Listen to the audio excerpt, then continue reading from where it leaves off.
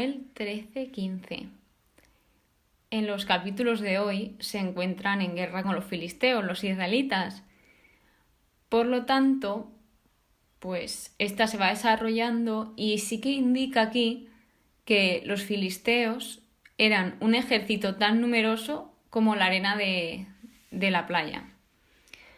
Así pues, vemos cómo ellos eran un montón y los israelitas no lo indica, pero por lo que he leído eran, pero no tantos como eran los filisteos. Y aún así los israelitas ganaron. ¿Por qué? Porque Dios peleaba por ellos. Entonces, aquí se viene un apartado que se llama ruptura entre Samuel y Saúl, que aquí se encuentran en Gilgal. ¿Y qué pasó?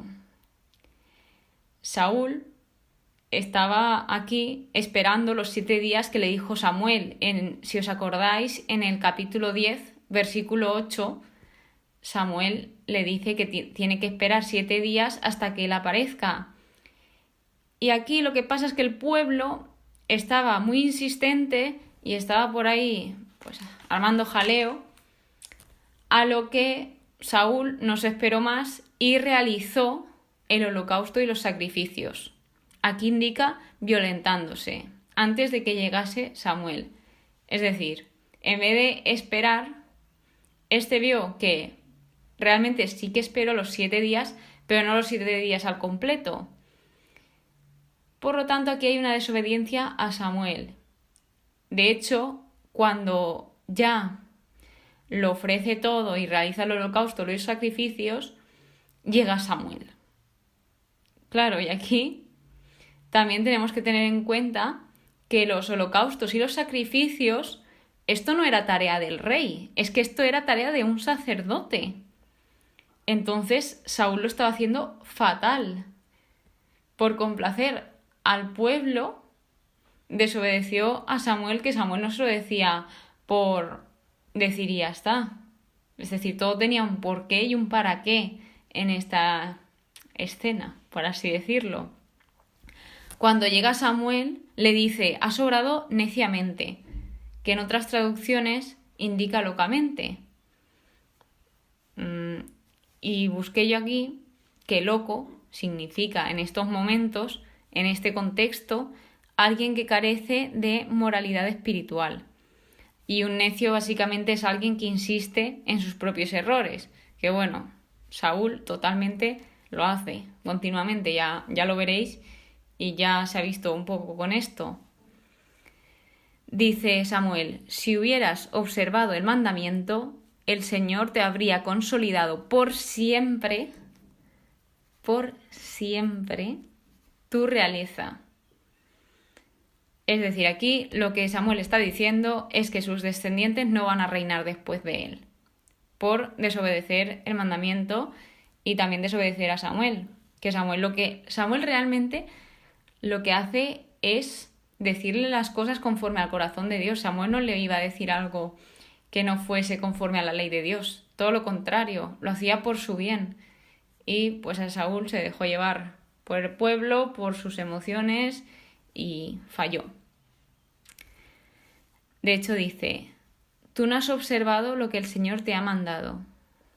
Así pues, en el versículo 14 indica, pero ahora tu reino no se mantendrá. Yahvé se ha buscado un hombre según su corazón, al que ha designado caudillo de su pueblo, porque tú no has cumplido lo que Yahvé te ha ordenado. Aquí ya está introduciendo a David, está introduciendo al futuro rey del pueblo. Dios lo tenía todo aquí planeado. Dios sabe el porqué de cada cosa y como veis, cada cosa tiene su propósito. Preparativos para la guerra. Hace referencia ya a Jonatán, que es el hijo de Saúl. Y aquí habla un poco de que no había herreros en Israel, por lo tanto, los israelitas tenían que ir a los filisteos para afilar cualquier arma que fuesen a utilizar. Entonces, claro, cuando llega el día del combate, Es que vosotros imaginaos, ellos no tenían herreros y tenían que ir al enemigo a que pues le afilaran el material que iban a utilizar. Así pues, el día del combate ninguno tenía espada o lanza, solo tenían Saúl y Jonathan. Dando paso al capítulo 14, que de hecho se titula Gesta heroica de Jonathan y su escudero.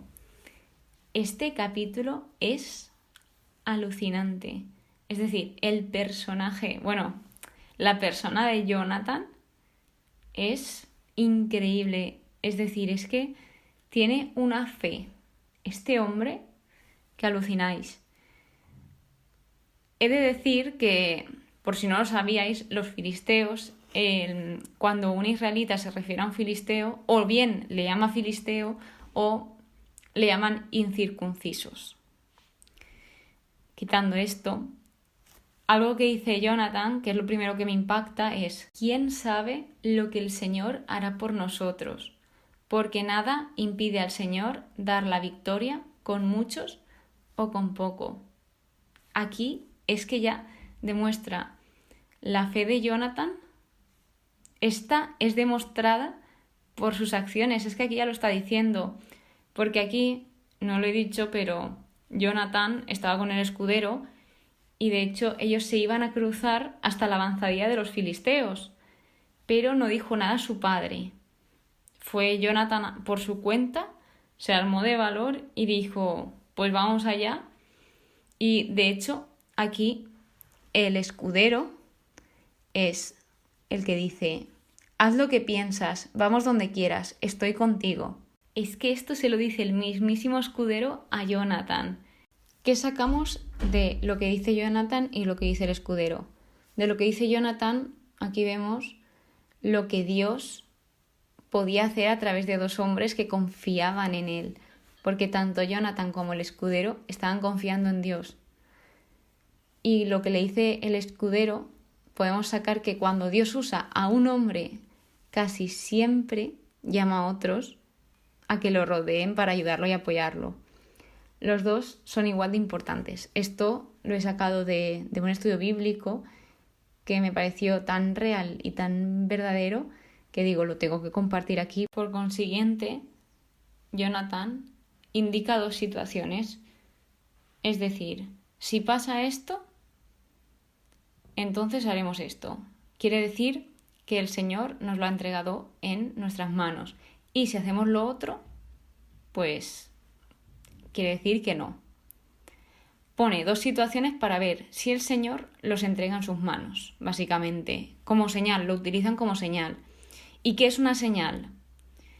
La señal las utilizaban para saber si Dios les estaba guiando, que esto lo vimos hace muy poquito cuando robaron el arca y los filisteos pusieron a las dos vacas, si no me equivoco, con el yugo y dijeron: si va por este camino es que es Dios quien ha provocado todo esto, y si va a poner el otro no lo ha provocado Dios. Pues eso era una señal, y esto que también hacía Jonathan era otra señal, siempre dejándolo en manos de Dios. La tierra tembló y se produjo un pánico sobrehumano. Este versículo me pareció también importante indicarlo, y lo que he buscado es que Dios hizo lo que Jonathan no podía. Es decir, Jonathan hizo lo que pudo con sus facultades humanas y Dios hizo lo que podía hacer él, que solo él lo puede hacer. Así pues, se derrota a los filisteos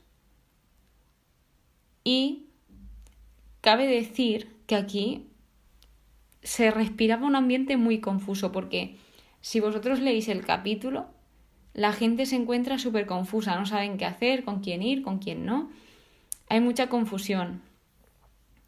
De hecho, al final pone que los hebreos estaban al lado de los israelitas, y en el versículo 23 dice: así el Señor salvó aquel día a Israel. Como veis, el Señor está salvando continuamente, y la gente es consciente. Pero, pues siempre, como somos humanos, tendemos a fallarle y a fallarle y a fallarle, pero pues si nos arrepentimos de corazón Él nos perdona todo porque no somos perfectos y lo importante es reconocer nuestros fallos. Dios usó a Jonatán, pero la victoria fue de Dios. ¿Qué es esta frase, no? Este versículo? Así el Señor salvó aquel día a Israel. Lo salvó por medio de Jonatán, pero realmente fue Él, fue Dios quien lo salvó. Y aquí viene algo que ahora se arma el lío, que es cuando Jonatán incurre en la pena de muerte. Porque Saúl de repente le da no sé qué y dice: no comáis nada hasta que me haya vengado de mis enemigos. Y esto hace un juramento que se lo hace hacer a todo el pueblo. De hecho, me hace gracia porque hace un juramento cuando realmente es algo personal y les hace a todos hacer ese mismo juramento. Aquí él demuestra que solo se enfocaba en él mismo, que solo pensaba en él mismo. En vez de pensar en los demás, pues un juramento, como ya he dicho, que tenía que hacer él con él mismo, pues va y lo hace con todo el pueblo. Después de hacer este juramento, se ve que en el bosque había muchísima miel en el suelo que Dios proveyó. Porque realmente Dios proveyó esta miel porque necesitaban energía para continuar la batalla, porque estaban todos súper cansados de luchar y pelear y necesitaban comer. Pero claro, a Saúl no se le ocurre otra brillante idea que ponerlos a todos en ayuno, justamente en el momento que más necesitaban comer para tomar energía. Aquí fue cuando Jonatán comió. Jonatán como que rompió el juramento, pero es que Jonatán no lo sabía. Y lo que me hizo gracia a mí leyendo esto es que se ve que lo vieron comer y en vez de decírselo antes, va y se lo dicen después. Y bueno, digo, pues nada, digo, también hay que tener la cara dura. Digo, si estás viendo que se ha hecho un juramento y que alguien lo va a destrozar, ¿por qué te callas y se lo dices cuando lo has deshecho? Es que no entiendo, pero claro, es que nunca se sabe. Yo no estuve allí para presenciar el momento, pero claro, al leer me hizo gracia eso. Finalmente derrotaron a los filisteos, pero el pueblo estaba desfallecido, es que estaban débiles y distraídos porque no tenían ni fuerzas. Tú imagínate estar día tras día luchando y el rey te dice que te pongas en ayuno hasta que los derrotes a todos. Pues no podían ni con su alma, como aquel que dice. De repente llegan al rey Saúl y le dicen que el pueblo estaba comiendo la carne con sangre, que esto estaba prohibido. Pero estaban tan hambrientos por obedecer a Saúl que desobedecieron a Dios. Por lo tanto, llega un punto en que ya Saúl está con un sacerdote y este le dice: vamos a consultar a Dios. Pero Dios no le responde. Entonces se investiga quién ha pecado. Y en el versículo 19 me encanta porque aquí se destaca que el Dios vive, que Dios es un Dios vivo. Dice, porque vive el Señor, el Salvador de Israel. Saúl le pregunta a Dios: ¿por qué no has respondido a tu siervo? Entonces aquí es donde sale lo del pecado. Que el pecado le dice si está en él o en alguien de su familia o en el pueblo. De hecho, esto lo hace como cara cruz, con la moneda, que también me llamó la atención porque es como, wow, esto se hacía hace muchos años, que no es algo de hace algunos años, que viene de tiempos muy antiguos. Entonces, pues salió que el pecado venía de Saúl o Jonatán y finalmente salió cara, que era eso, y finalmente salió que era Jonatán. De hecho, me encantó porque Jonatán asumió la responsabilidad y dijo: estoy dispuesto a morir. El pueblo aquí lo que hizo fue defenderlo por todo lo que hizo. Es decir, él no murió porque el pueblo lo defendió y decían: porque hoy ha actuado Dios con él. Aquí también vemos cómo el pueblo, al fin y al cabo, es consciente de todo lo que obra Dios a través de Jonatán en este caso. Luego se hace un pequeño resumen del reinado de Saúl y el último capítulo de hoy capítulo 15, se titula La guerra contra los amalecitas. Y aquí es el castigo del Señor contra los amalecitas por cerrarles el camino al subir de Egipto, que esto lo podemos encontrar en Éxodo 17. Es decir, Dios aquí en Éxodo dijo unas cuantas cosas que Él haría y ahora se iban a cumplir, y eso fue hace muchísimos años antes. Por lo tanto, aquí se le dice a Saúl que debe de consagrar a Amalec al anatema. Saúl y su ejército respetaron todo lo de valor, pero destruyeron lo que no valía nada. Es decir, consagraron al anatema lo que no valía nada y sí que se quedaron con lo mejor. Y esto es un error muy grave. Este error ya se hizo anteriormente en la Biblia, pero ahora Saúl vuelve a caer en este error de quedarse con algunas cosas del pueblo que debían destruir. Y a él se le dijo que debía de consagrar todo al anatema. No lo mejor se lo quedan y lo peor lo destruyen. Se debía destruir todo y Samuel se lo dijo muy claramente. Y entonces aquí viene la gran pregunta que me surgió en este capítulo. Y voy a saltar un poco y luego vuelvo otra vez a explicaroslo seguidamente. Dios dice: me arrepiento de haber hecho rey a Saúl, porque se ha apartado de mí y no ha ejecutado mis órdenes. Vale. Y luego, en los versículos 28-29, dice: la gloria de Israel no miente ni se arrepiente. Y luego, en el versículo 35, dice: pero Yahvé se había arrepentido de hacerlo rey de Israel. Entonces yo aquí ya no entiendo. Porque dice que no se arrepiente, pero luego dice que se arrepiente. Yo aquí entiendo que cuando dice me arrepiento es como una gran tristeza, porque a Dios al final le dolía la desobediencia de Saúl. Y luego, después de esto, pues se ve como Samuel, porque esto era una conversación entre Samuel y Dios. Samuel estuvo clamando a Yahvé toda la noche porque al final Samuel se sentía mal, porque cuando tú amas a Dios y cuando ves que la gente no hace lo que le agrada a Dios, tú también te entristeces porque tú sabes, tú conoces a Dios y tú sabes lo bueno que Él es, lo que nos ama a pesar de todo, y aún así hay gente que le desobedece, incluso muchas veces somos nosotros mismos. Y aquí Samuel estuvo muy mal y lo pasó muy mal en este momento. Por lo tanto, luego se le dice a Saúl: ¿por qué no has escuchado la voz de Dios? Saúl, en vez de decir la verdad, pues empezó a decir un montón de excusas. Es que de verdad, no sabéis la cantidad de excusas que soltaba este hombre por la boca, y muchas veces también nosotros nos podemos ver identificados como Saúl, como por ejemplo: ¿y por qué no fuiste a este acto? Pues porque es que mira, tenía muchos trabajos, tenía muchas cosas que hacer. O ¿por qué no fuiste a la iglesia un domingo? Ay, es que pues tenía muchas cosas atrasadas.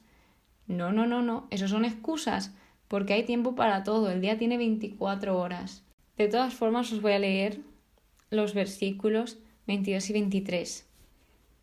Pero Samuel dijo: ¿acaso se complace Yahvé en los holocaustos y sacrificios, tanto como en la obediencia a la palabra de Yahvé?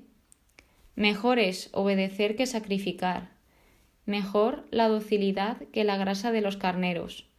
Como pecado de hechicería es la rebeldía, crimen de terafim, contumacia. Ya que has rechazado la palabra de Yahvé, Él te rechaza como rey.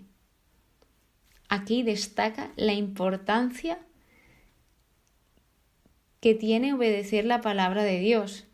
Y también, al final, no es el rito exterior solo lo que agrada a Dios, sino también la obediencia interior.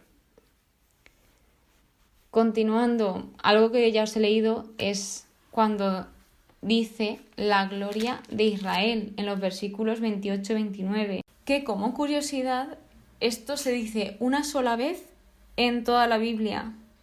Y me llamó la atención porque yo pensaba que había salido anteriormente, pero parece que solo se indica aquí, que no vuelve a salir de esta forma expresada.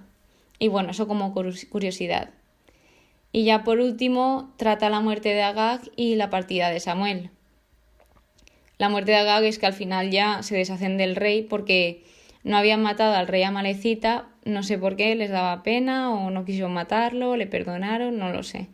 Pero debían de consagrar todo Amalec al anatema. Entonces aquí ya es cuando mataron a Agag y parte Samuel.